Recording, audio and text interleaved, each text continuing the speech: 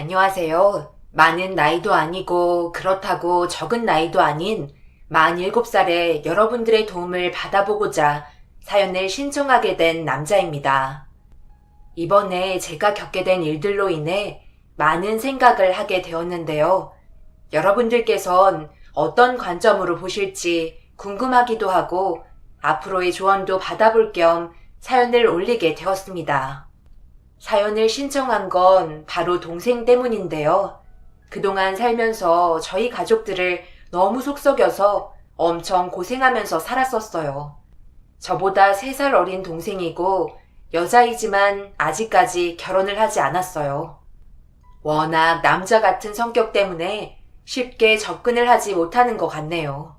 마음은 여리고 착한데 겉으로 표현하는 모습은 남자들과 다를 바 없을 정도로 억양도 세고 거침이 없어서 사생활 자체를 숨기는 성격도 아니라 한번 친해진 사람들은 동생의 매력에 빠져나올 수가 없죠. 그렇게 누구보다 잘 지내고 아무렇지도 않아 보이는 동생인데 저희 가족을 발칵 뒤집을 정도로 엄청난 충격의 상황을 저지르고 말았습니다.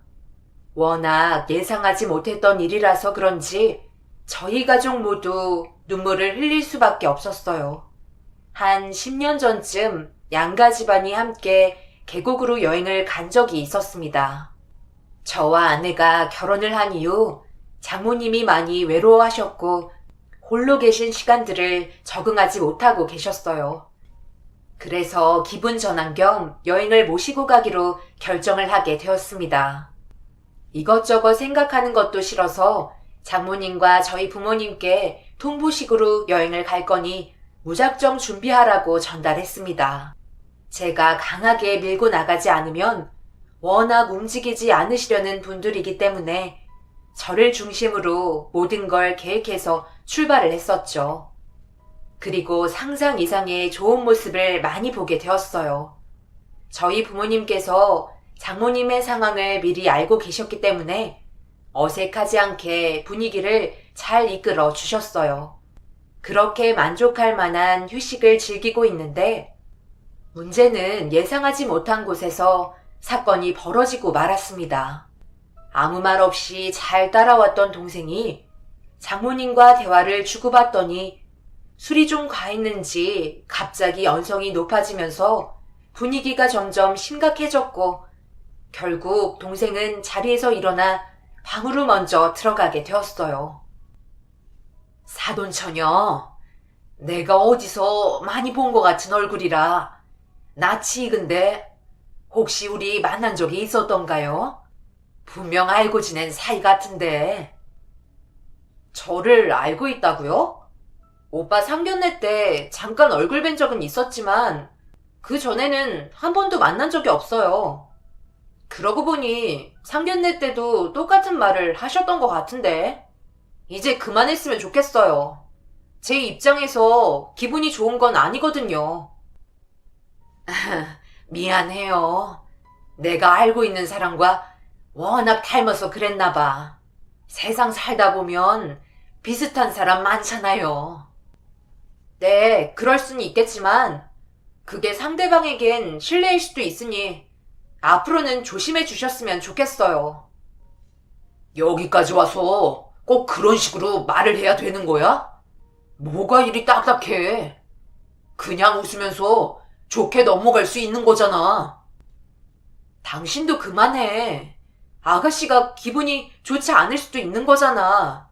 사람마다 받아들이는 기준이 다른데 왜 그래? 그래도 그렇지. 오늘 같은 날 꼭 그렇게 얼굴을 붉혀야 됐어? 내가 얼마나 많이 노력해서 계획한 건데.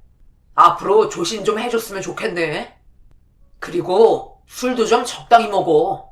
여기 너 혼자 놀러 온 거 아니잖아. 최근에 우리한테 말 못할 문제라도 있었어? 그런 거 없어. 언제부터 나를 신경 썼다고? 걱정해주는 척 하는 거야? 놀러와서까지 내가 훈계 받아야 돼? 이런 기분으로 술도 못 마시겠네. 먼저 일어날 테니까 나 없이 서로 재미있게 분위기 즐기고 시간 보내세요.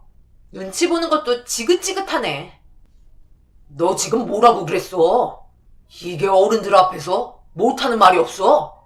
오늘 같은 날은 서로 조심해야 되는 거 아니야? 그만 좀 해. 들어갔잖아. 여기까지 와서 당신까지 흥분하면 되겠어? 나중에 내가 따로 얘기할 테니까 기분 좀 가라앉혀. 솔직히 저도 기분이 좋진 않았어요. 출발할 때는 기분 좋게 나섰는데 전날부터 분위기를 깨버렸으니 상당히 난감했습니다. 어색해진 분위기와 시선을 어디에 둘지 모르는 장모님의 옅은 미소가 제 마음을 안 좋게 했어요. 누군가를 닮았다는 말이 사람마다 받아들이는 게 다를 수는 있겠지만 그렇다고 좋게 넘어갈 수 있는 걸 술 기운에 거침없이 자기 감정을 표현했다는 거에 동생한테 실망을 했어요. 제가 노력해서 준비한 걸 알면 나중에 따로 충분히 얘기할 수도 있는 부분이었으니까요. 그래도 더 이상의 분위기 조성은 모두에게 좋지 않을 것 같아 참고 넘어갔습니다. 그렇게 다음날 아침 아무렇지 않게 행동하는 동생의 모습에 어이가 없었지만 전날에 있었던 일은 그날로 털어버린 것 같아 저도 더 이상 묻지도 않고 넘어갔습니다. 다행히 다음날은 서로 웃으면서 좋게 지나갈 수 있었고 무사히 일정을 마치게 되었어요.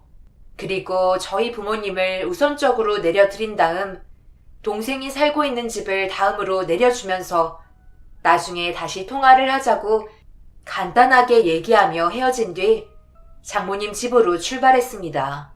주말을 겨냥한 1박 2일이었지만 그래도 기분이 좋으셨는지 즐거웠던 기억들을 되새기며 집으로 가시는 동안 쉬지 않고 아내와 대화를 이어나가셨어요.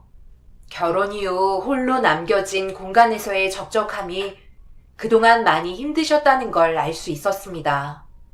그래서 자주 신경 써드리기로 마음 먹었었고 그날을 기점으로 사소한 일이 있더라도 외롭다는 생각을 하시지 않게 같이 시간을 보내드렸어요.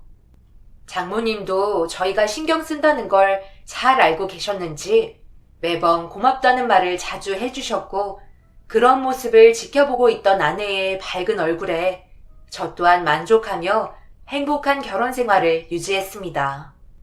결혼 이후 아내와 단 한 번도 다툰 적이 없이 그렇게 잘 지내오고 있었는데 동생이 몸이 좋지 않다는 연락을 받게 되었고 아내가 따로 동생에게 찾아가 이것저것 신경 써주길래 고마운 마음에 퇴근하고 동생 집에 들려 아내와 함께 집으로 돌아가려는데 누군가 현관으로 들어가더라고요.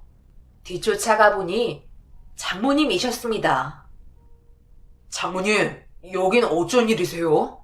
현정이가 몸살 났다고 이 많은 걸 싸우신 거예요? 이렇게까지 안 하셔도 되는데.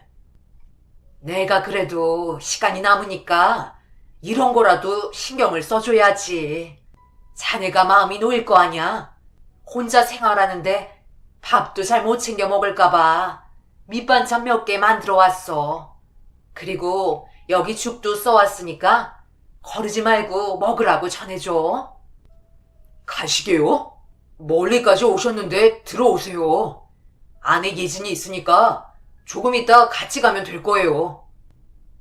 괜찮네. 여기 근처에 볼 일이 좀 있어서 겸사겸사 잠시 들린 거니까 예진이랑 여기에서 일 보고 곧장 집으로 들어가. 장모님은 급하게 자리를 피하셨고 양손 가득 만드신 반찬들과 동생이 좋아하는 늙은 호박죽을 만들어 주셨어요. 장모님을 먼저 보낸 게 마음이 쓰였지만 약속이 있으시다는 말에 어쩔 수 없이 저 혼자 동생 집에 들어가게 되었어요. 그렇게 방문을 열어보니 식은땀을 많이 흘리고 있던 동생을 아내가 보살펴주고 있었고 낮은 목소리로 장모님이 왔다 가셨다는 말을 전하자 그 말에 놀랐는지 어디 가셨냐고 물어보는 질문에 아까의 상황을 대충 설명해 준 뒤 만들어주신 호박죽을 데워서 아내에게 건네주었습니다. 모든 걸 듣고 있던 동생은 신경 써주신 마음 미안했는지 난감한 표정을 보이고 있었어요.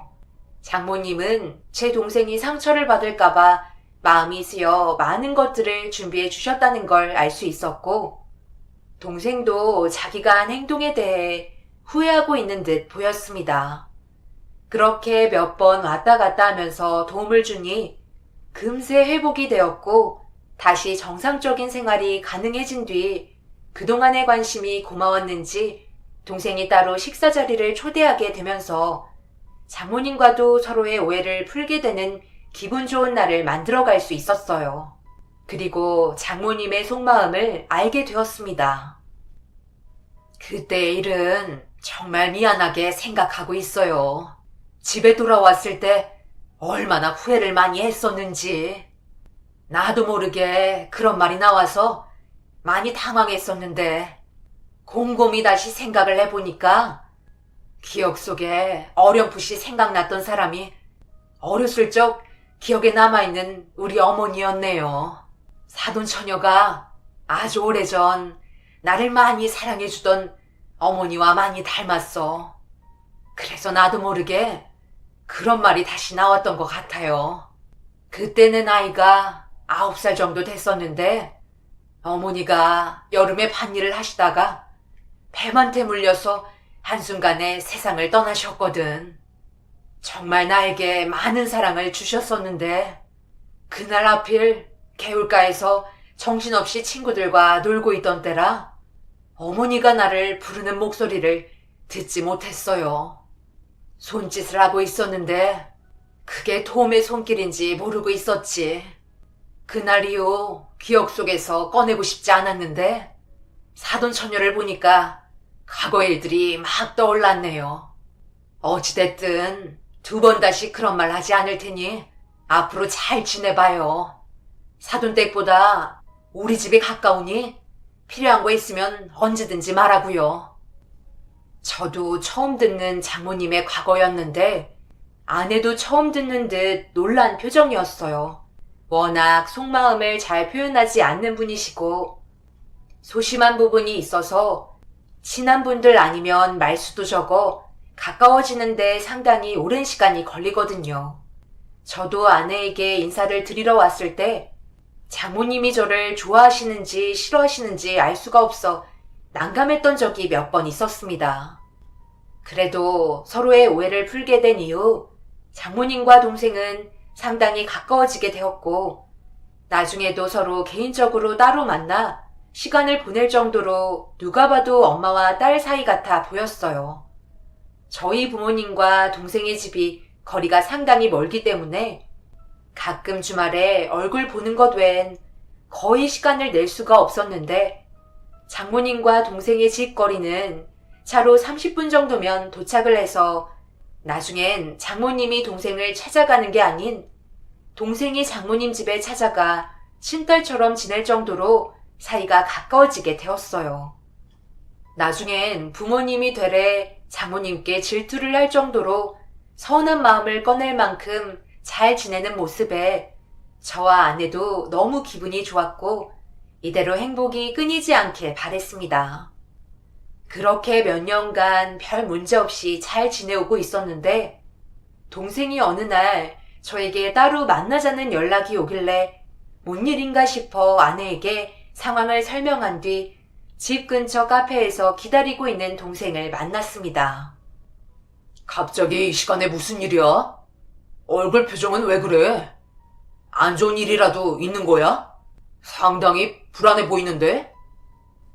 그게 말을 해야 하나 말아야 하나 정말 많은 고민을 했었는데 아무래도 아는 게 좋을 것 같아서 일단 오빠를 부른 거야. 나도 어떻게 해야 될지 몰라 적응이 안 됐거든. 안싸정 어른께 문제가 좀 생긴 것 같아. 어제도 나랑 영화 보기로 해서 만났었는데 문제는 영화관 들어가기 전에 일이 터져버렸거든. 갑자기 사라지셔서 전화를 해도 안 받고 영화는 시작했는데 아무리 불러도 대답이 없으시길래 이리저리 찾아다니다가 어떤 사람이 화장실에 내가 찾는 사람이 있는 것 같다고 하길래 가보니까 한쪽 모서리에 웅크려 앉아 눈물을 흘리고 계시더라고. 얼마나 당황스럽던지 그래서 한참을 진정시켜드리는데 진땀을 뺐다니까? 완전 다른 사람 보는 것 같았어. 평소에는 정말 아무렇지도 않으신데 갑자기 돌변하셔서 어찌나 난감하게 만들던지. 내가 말한 지금 이 상황이 점점 반복되고 있다니까? 다행히도 막 눈물을 흘리시면서 오열을 하시다가 내가 나타나면 어느 정도 진정이 되더라고. 오빠는 어떻게 생각해? 기회 되면 한번 잘 봐봐. 깜짝 놀란다니까? 내가 그래도 제일 많이 붙어 있잖아. 장모님이 정말 그랬다고? 나도 오늘 처음 알게 된 거라 많이 당황스럽네. 일단 알겠어. 내가 조만간 시간 잡아서 지켜보도록 할게. 아직 예진이한테 말은 하지 않았지?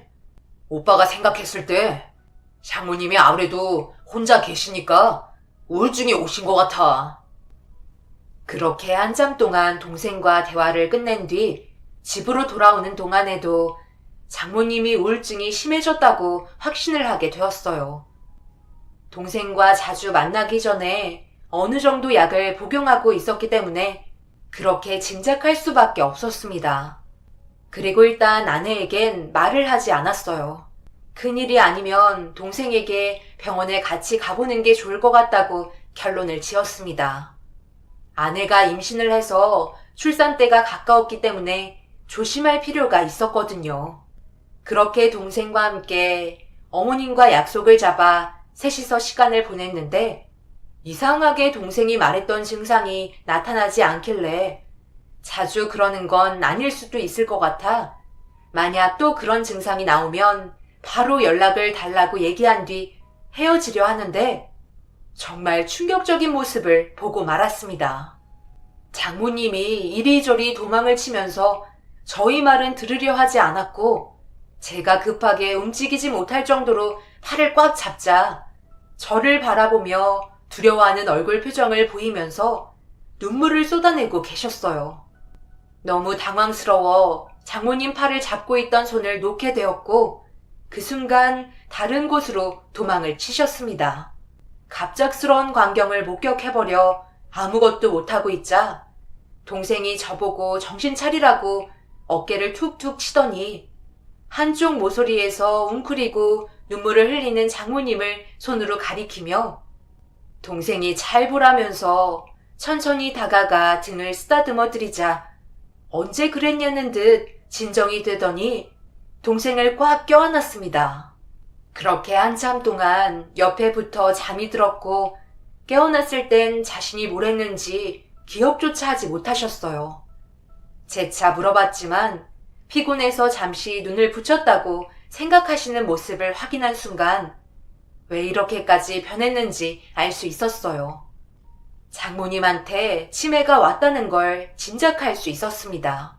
그래서 동생에게 조용히 제가 느낀 점을 얘기해주자 본인도 어느 정도 알고 있었는지 슬픈 얼굴로 장모님을 바라봤네요.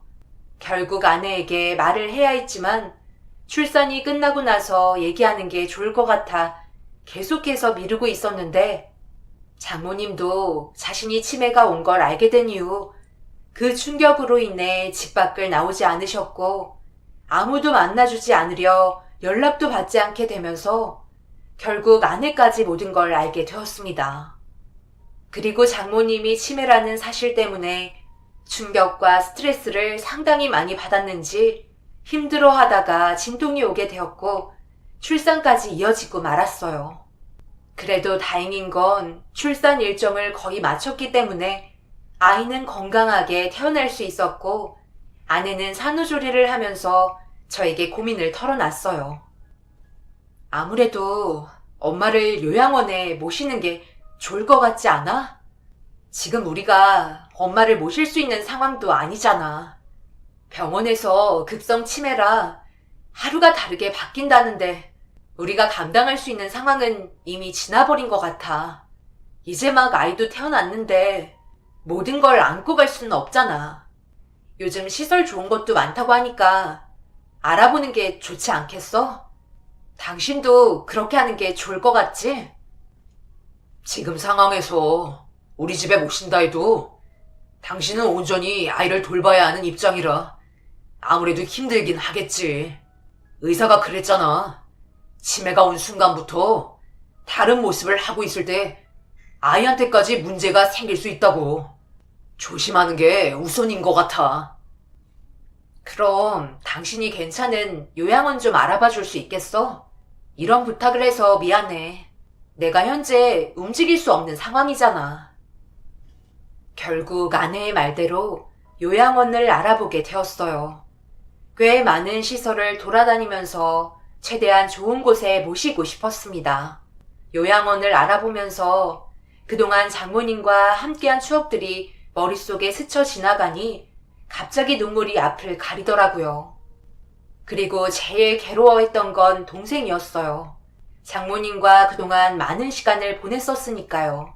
어쩔 수 없는 선택이었지만 현실을 받아들여야 하기 때문에 동생에게 연락해 함께 요양원을 돌아다니면서 저희 가족의 경제 능력 선에서 선택할 수 있는 좋은 곳으로 몇 군데 알아보게 되었고, 그렇게 장모님을 요양원에 모실 수밖에 없었어요. 아내도 정말 많이 힘들어했지만 그동안 동생도 장모님과 정이 많이 들었었는지 정신적으로 상당히 괴로워하고 있었습니다. 그리고 아이를 돌봐야 하는 아내를 대신해 동생이 자주 요양원을 방문해 주었어요. 정말 고마웠고 한편으론 미안하기도 했어요. 자기 먹고 사는 것도 빠듯하고 쉴 수 있는 날도 많지 않은데 그 시간을 쪼개서 요양원을 찾았으니까요. 그동안 살면서 동생을 많이 봐왔지만 너무 다른 모습이 적응되지 않을 정도로 달라져 있어서 상당히 놀랐어요. 워낙 개방적이고 털털한 성격을 가지고 있어서 주변에 다가오는 사람은 많지만 정작 자기 자신은 누군가에게 쉽게 마음을 열어주는 성격은 아니라서 동생의 행동들이 저에겐 많은 생각을 하게 만들었네요. 장모님도 한동안 요양원에서 잘 지내고 계시는지 큰 문제는 없는 것 같았는데 어느 순간 요양원에서 저에게 전화 한 통이 왔고 받는 순간 너무 놀라 급하게 요양원을 찾아갔습니다. 아유, 도대체 이게 몇 번째인지 모르겠어요. 이 노인네 때문에 결국 저희 직원 한 명이 그만뒀다고요. 이런 건 저희에게 알려주셨어야죠. 저기요, 뭘 그렇게 몰뚱히 보고만 있어요. 당장 말리셔야죠. 저희 직원 머리털 다 뽑혀서 대머리 되겠네. 노인네가 힘이 얼마나 센지 분리시켜 놓으려 해도 절대 떨어지지 않으니까 요양사들이 근처도 가지 않으려고 한다고요. 장모님, 저예요. 잘 지내셨어요? 어디가 불편하신 거예요? 일단 진정 좀 하시고 이것부터 놓고 저랑 얘기하세요. 장모님은 저를 보자마자 갑자기 제 머리채를 잡더니 흔들어대기 시작하셨고 자기를 어디로 데려가려 하냐며 더 심하게 난리를 치셨습니다. 그렇게 한참 동안 장모님에게 머리를 잡힌 채 요양원이 난장판으로 되었는데 동생이 화를 내는 한마디에 장모님이 화들짝 놀라면서 한쪽 귀퉁이로 달려가 몸을 숨겼습니다. 갑자기 애처럼 돌변한 장모님에게 다가간 동생의 행동에 엄청난 충격을 받았고 처음 보는 광경에 너무 당황해서 그 모습을 보고 있던 저는 할 말을 잃어버렸습니다. 경혜야, 엄마가 뭐라고 그랬어? 여기는 많은 사람들이 공동으로 생활하는 곳이니까 얌전히 지내고 말 잘 듣고 있으면 엄마가 금방 온다고 했잖아. 왜 이렇게 말을 안 듣는 거야? 정말 이런 식으로 할 거야? 엄마 힘들게 하고 싶어서 그런 거야? 한 번만 더 여기 있는 분들 괴롭히면 그때는 엄마가 더 크게 화낼 거야. 알겠어? 늦었으니까 당장 들어가서 침대에 누우셔. 동생이 장모님의 이름을 부르면서 자기가 엄마인 것 마냥 꾸짖는 말도 안 되는 모습에 경악을 하고 말았습니다. 그 와중에 동생은 침착하게 장모님의 말을 귀 기울여 듣고 있었고 아이도 가지지 않은 처녀인 동생이 하는 행동들은 영락없는 엄마였어요. 거기에 더해 화장실을 가고 싶다는 장모님의 말에 동생은 손을 내밀었고 무서워서 노래를 불러달라는 요청에도 단 한 번도 짜증내지 않고 받아들여주는 모습에 결국 왈칵 눈물을 쏟아내고 말았습니다. 날이 가면 갈수록 애가 되어버리는 장모님의 행동들은 엄마에 대한 그리움이 저에게까지 느껴질 정도로 동생에게 찰싹 붙어 떨어지지 않았어요. 침대에서 조용히 자장가를 불러주며 장모님을 재우는 동생의 눈빛은 상당히 슬퍼 보였고 이내 깊은 잠이 드셨는지 축 처진 모습으로 걸어 나왔습니다. 혹시 모를 일을 대비해 출발 전에 동생을 불렀었는데 이렇게까지 장모님이 말을 잘 들으실 거라곤 전혀 생각하지 못했었어요. 요양원이 조용해지자 원장님이 저와 동생을 사무실로 불러들였습니다. 이렇게는 도저히 저분을 모실 수가 없어요. 동생분이라고 하셨죠? 매일 이런 식으로 하는 건 문제가 있다고 생각되지 않아요? 방금 보셨겠지만 저녁마다 이렇게 난리를 치는데 저희가 어떻게 감당을 하겠어요? 그렇다고 진정제를 용량 이상으로 늘리는 것도 워낙 몸이 약하셔서 위험하다고요. 저희도 정말 긴 시간 동안 요양사분들과 의논했어요. 그리고 다수결로 돌봐줄 수 없다는 게 훨씬 더 많은 표를 얻었으니 날이 밝는 대로 다른 요양원으로 옮기는 게 좋을 것 같습니다. 결국 원장님의 완강한 거부 의사에 다음날 아침 장모님을 모시고 집으로 돌아올 수밖에 없었어요. 동생도 그동안 많이 지쳐버렸는지 밝았던 모습은 어디로 갔는지 얼굴은 그늘과 슬픔으로 가득해 보였어요. 아내에게도 전날에 요양원에 있었던 일들에 대해 전부 설명을 했을 때 경악을 했었죠. 그리고 아내는 동생에게 더 이상 피해를 주는 건 아닌 것 같다며 모든 걸 비밀로 하고 다른 요양원으로 모시게 되었습니다. 일주일 정도 저희 집에 계셨는데 아이처럼 이리저리 뛰어다니면서 온갖 물건들을 전부 던지고 깨부수면서 장난치는 모습은 영락없이 철없는 어린아이 같아 보였어요. 정말 위험했던 건 아내가 아이를 돌봐주고 있는데 물건을 던지면서 아이 머리 근처로 떨어진 적이 있었어요. 그때 정말 가슴이 철렁 내려앉았었죠. 저희가 감당할 수 있는 수준을 벗어날 정도로 장모님은 아예 다른 모습을 하고 계셨습니다.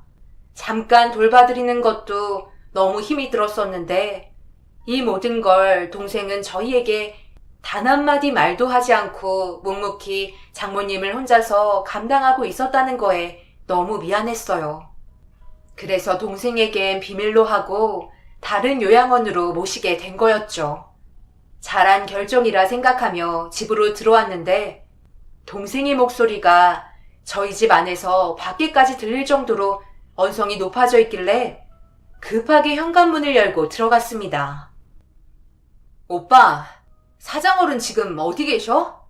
왜 언니가 아무 말도 안 하고 입을 닫고 있는 건데 설마 나한테 말도 안 하고 요양원으로 모셨어? 그렇게 해야만 했어. 너도 인생이 있는 거고 언제까지 장모님의 뒤를 봐줄 수는 없는 거잖아. 그래서 결정한 거야. 더 이상 신경 쓰지 않아도 돼. 나머지는 내가 알아서 할게. 너 지금 일까지 하면서 그동안 계속 요양원에 다니고 있었잖아. 누가 봐도 그건 아닌 거라고. 지금 너 꼴을 봐봐. 잠도 제대로 못 자서 피곤에 찌들어 당장이라도 쓰러질 것 같다고. 그건 내가 알아서 할 문제야. 빨리 요양원 어딘지 나한테 말해. 갑자기 바뀌어버린 환경 때문에 무서워하고 계실 게 뻔하다고. 미안해. 그렇게 해줄 수 없어. 충분히 요양사분들이 잘 돌봐주실 거야. 이번에 모신 곳은 장모님같이 급성 치매가 심한 분들이 자주 찾는 곳이라 경험이 많다고 하셨어. 그러니 현정이 너도 이제 내려놔도 돼. 나는 오빠로서 너도 지켜야 할 의무가 있는 거라고. 그동안 장모님과 둘이 함께 했던 많은 추억들이 있다는 건 알지만 이건 어쩔 수 없는 거라고. 오빠가 한 행동이 나를 도와주지 않는 거야. 요양원 어디로 모셨는지 빨리 말해. 지금쯤 무서워서 눈물 흘리며 떨고 계실 거라고. 동생은 그 자리에 주저앉아 쉬지 않고 눈물을 흘렸어요. 저도 정말 난감한 상황이었죠. 이렇게까지 장모님과 동생의 사이가 떨어지기 싫을 정도로 끈끈할 거라 생각하지 못했으니까요. 제가 모르는 많은 것들을 동생은 알고 있는 듯 보였고 어쩔 수 없이 동생을 차에 태우고 요양원으로 함께 가게 되었습니다.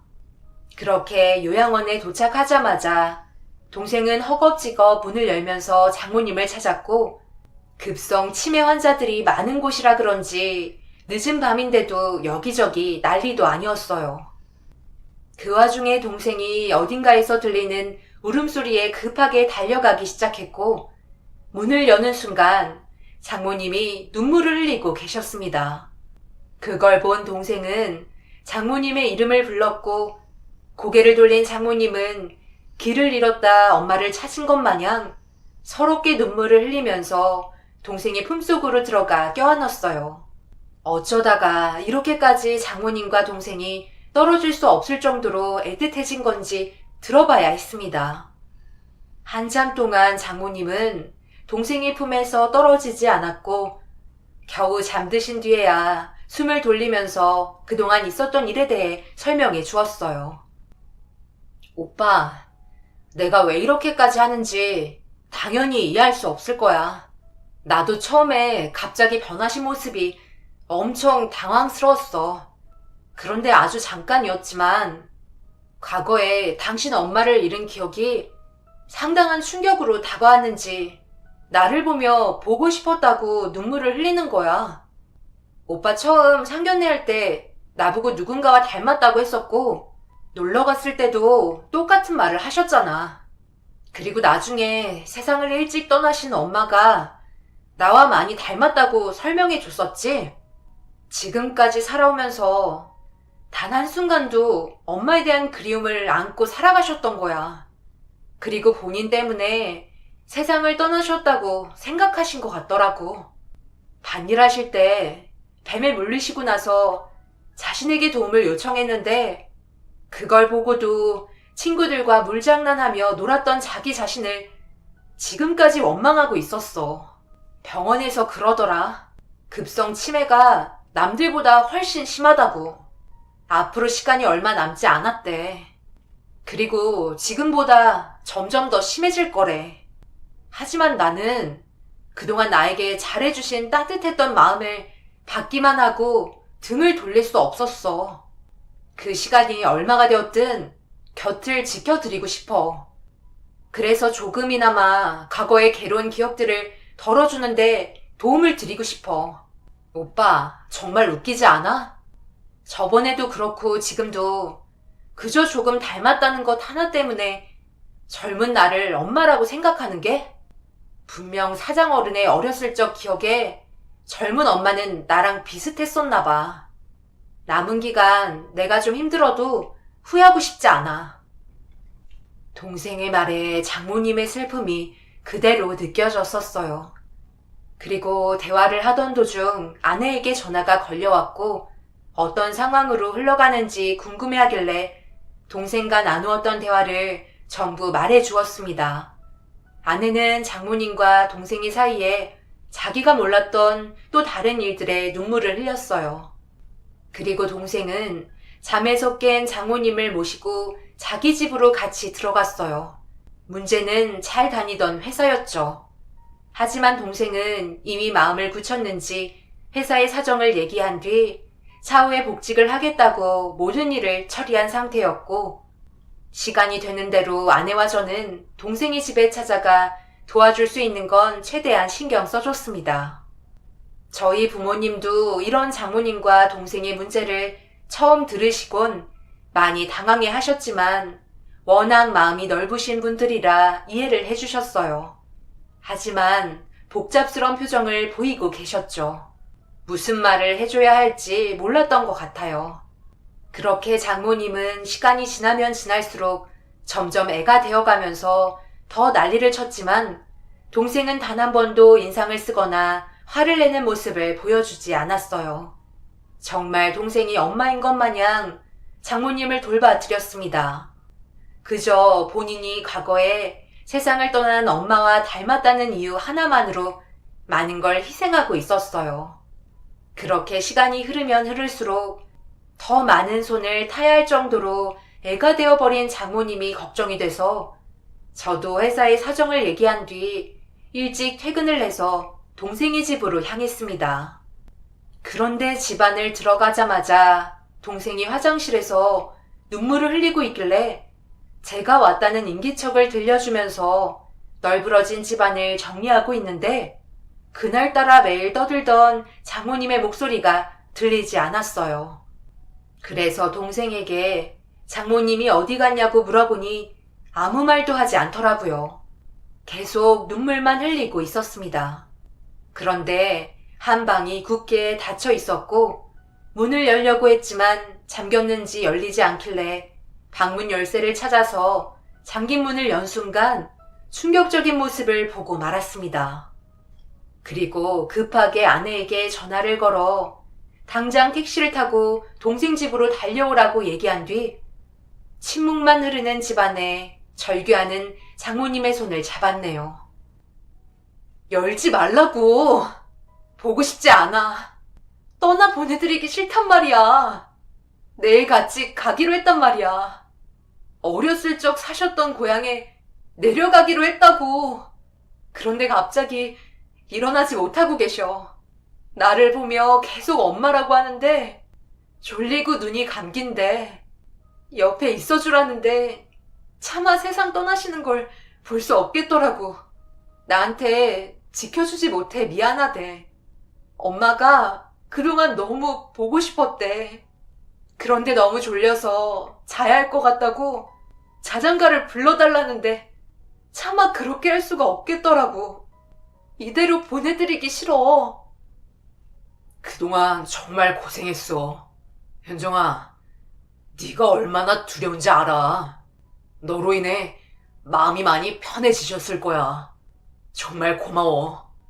지금 당장 현실을 받아들이기가 많이 힘들겠지만 장모님 편히 눈 감으실 거야. 자장가 불러달라고 했다며. 편하게 보내드려야지. 마지막으로 엄마 목소리 들으며 자고 싶지 않으시겠어? 지금 많이 괴로워하시는데 힘들지 않게 옆을 지켜드리는 게 좋을 것 같아. 동생은 장모님이 세상을 떠나시려는 모습에 두려웠는지 겁을 먹은 상태로 들어가지 않으려고 방문을 닫은 채 화장실에서 오열을 하고 있었어요. 하지만 마지막 숨을 쉬고 계시는 장모님의 모습을 보며 편히 보내드리자는 말에 동생은 오열을 하면서 평소에 장모님이 좋아하셨던 노래를 자장가로 불러주며 꽉 껴안아 드렸습니다. 그리고 놀랍게도 장모님은 동생의 목소리에 편안함을 되찾았고 동생의 품에서 깊은 잠에 빠지게 되셨어요. 그리고 두 번 다시 눈을 뜨지 않으셨습니다. 처음 동생이 누군가와 닮았다는 말에 기분 나빠하며 불쾌했던 과거의 모습과 달리 장모님과 동생은 어느새 때려야 뗄 수 없을 정도로 누가 봐도 엄마와 딸 같았어요. 동생은 떠나시는 길까지 최선을 다했습니다. 그렇게 장례를 마치고 집으로 돌아온 동생이 한동안 정신적으로 많이 힘들었는지 정상적인 생활을 하지 못해 아내와 함께 동생 집을 찾았는데 집안 곳곳엔 함께 찍었던 사진들이 걸려 있었고 침대 옆엔 동화책들이 놓여 있었어요. 치매를 겪고 계신 분들이 상당히 많다고 들었습니다. 저희 장모님도 많은 치매 환자 중 한 분이셨죠. 동생이 내색을 하지 않아서 그렇지 치매 환자 돌보는 게 어린아이 돌보는 것보다 힘들다고 들었습니다. 나이가 어려지면서 장모님이 대소변 실수도 많이 하셨죠. 그런데 그런 것들을 전부 실은 내색하지 않고 돌봐주었다는 점이 정말 대단한 것 같았습니다. 제 아내도 마지막까지 가는 길 최선을 다해준 동생에게 매일 고마워하고 있어요. 지금은 장모님이 떠난 지 몇 년이 되었지만 제가 여기에 사연을 올린 이유는 제 동생이 올 가을에 결혼을 앞두고 있거든요. 장모님이 세상을 떠나시고 정신적으로 많이 힘들어하는 동생에게 도움을 주고자 저희 가족이 돈을 모아 동생이 그동안 하고 싶었던 꽃집을 차려주었어요. 그리고 거기에서 새로운 인연을 만나 결혼까지 약속을 하게 된 거였죠. 앞으로 제 동생이 결혼할 남자와 살아가는데 축복이 함께하라고 여러분들의 격려적인 댓글을 보여주고 싶어 이렇게 사연을 신청하게 되었어요. 앞으로의 조언이나 해주고 싶은 말들 아낌없이 적어주시면 뜻깊은 선물이 되어줄 것 같습니다. 여러분들의 삶 속에 언제나 축복이 함께 하시길 간절히 바라며 제 사연을 마치겠습니다. 감사합니다.